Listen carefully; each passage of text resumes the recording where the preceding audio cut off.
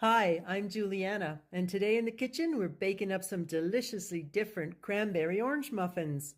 So let's get started. First thing we need to do is preheat our oven to 425. Want it nice and hot for these muffins. And we're going to need to zest one large orange or two small ones. And that should give you about 2 tablespoons of orange zest to work with. And we're just going to set that aside for a minute because next we need to juice that orange. And it's so big I can't even fit it in my juicer, so we have to just do this by hand. If you want to use frozen, pre-bought, store-bought orange juice, you can. But since we have this orange and we just zested it, it's way, way better to use fresh juice.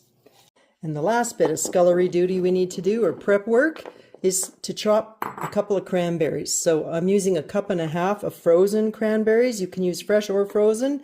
And you can use them whole, but I think they get kind of big in muffins. So I let these thaw for a little bit, and then we're just going to chop them up so they're about 1/2 to 1/3 of the size. This just helps to diffuse the cranberry flavor throughout the muffins better.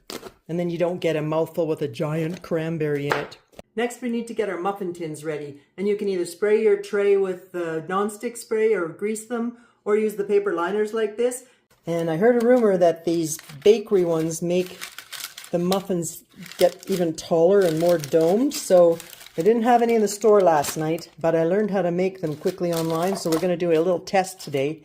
And at the end of this video, if they turn out beautiful and it works, then I'll show you how to make them. Now it's time to put everything together. So in a large mixing bowl, you want to put 1 cup of sugar.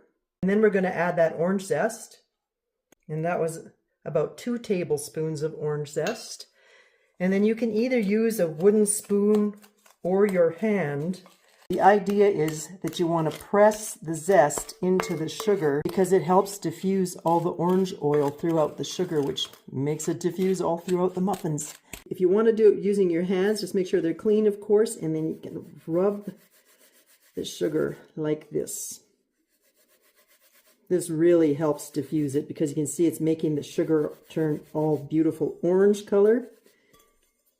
So you want to do this until all the orange zest is completely blended into the sugar. Once you have that all nicely blended, we want to take about 2 tablespoons, or 1 really heaping tablespoon of that sugar. And we're going to set it aside and use it for the topping. So to this mixture, we want to add 2 large eggs. And if they can be at room temperature, that is even better. At least that's what they say, that your eggs should be at room temperature. But the funny thing is, they don't mention that the milk should be at room temperature. So you got cold things going in there along with the eggs. So I don't think it matters that much. And then you just want to blend those in before we add the next ingredient. And that next ingredient would be 1/2 cup of oil. You can use whatever kind of vegetable oil you like.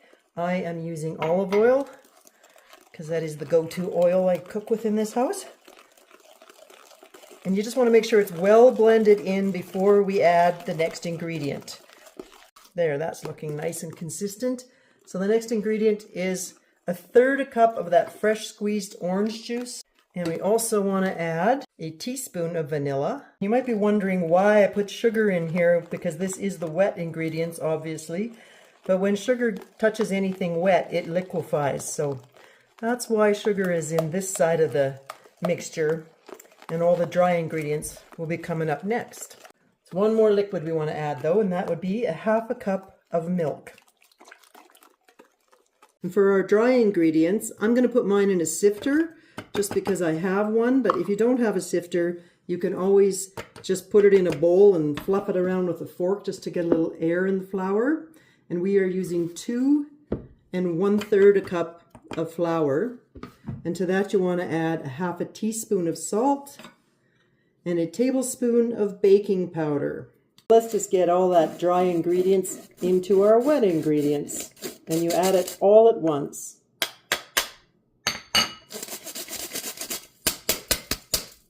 And we just want to mix it enough for the dry to be absorbed into the wet. You don't want to over mix it. And it's even okay if you still have a little bit of flour like that before we add the last ingredient, the cranberries. If you're enjoying this video and you like deliciously different takes on everyday classic recipes, please hit that like button and subscribe, and we'll see you again on another video soon, because I am working on a cookbook and I will share it in the community chat with everybody when it's ready. So again, just take your time and stir it slowly, just enough to blend without over mixing. You can even do your final mixing if you want with a spatula, because we're definitely going to want that for this last part, getting them into the muffin tins. So make sure you go around your bowl to make sure you have no dry stuck on the bottom anywhere. And then if you have one of those fancy ice cream scoops to fill the tins with, you can use that, but I'm kind of a minimalist baker, so I am just going to use a spoon and a spatula. And the last thing we want to do is take some of that orange sugar that we saved and just crumble a little bit on top of each muffin. And we want to pop those in the oven now at 425 for 5 minutes. And then as soon as you hit the 5-minute mark, turn it down to 400 and continue baking for 15 to 20 minutes till they're nice and golden brown and a toothpick comes out clean. And this is the toothpick test to see if your muffins are ready. You insert a toothpick and it comes out nice and dry like that, and you'll know your muffins are ready. You want to let them cool in the pan for about 5 to 10 minutes before we turn them out. And I just want to show you, if you guys can see, those baking wraps make a huge difference, because look at how much higher fluffy they are. I mean, the other ones have a beautiful, nice dome on them as well. But here, this way you can see better that the muffin in this wrapper probably has a good inch in height on the one in the paper wrap. So it's worth the effort. So here we go. I'll show you how to make these. Way cheaper than buying those fancy ones. So to make those nice bakery wraps with your own parchment paper at home, you want to cut a square of parchment paper about 6 inches and fold it in half one way. And then open it again and fold it so that you have a cross in the middle of your piece of parchment paper like that. And then you want to have some kind of a cup or mug or glass that has sort of a beveled edge on it, and the bottom fits into your muffin holder, into your muffin tin. So you want to center the center of your cross on the bottom of your mug or glass and hold it down with one finger. And then wherever those seams are that you folded, you just wrap those around your mug and try and have them all going in the same direction. And don't even worry about it if it's looking like a messy bunch of flaps. Mine were, and they still worked great. Okay, so you squeeze it together, and then fold it over like that. And then kind of hold the whole piece down. You see it's messy here. Use your hand and rub your hand like this. It just helps to build that crease in it. And there you have a makeshift bakery wrapper. And these muffins turned out so awesome. I can't wait to eat them. But I'll show you how fluffy they are. I'll try to show you how fluffy they are. There you go. There. Still steaming hot and awesome.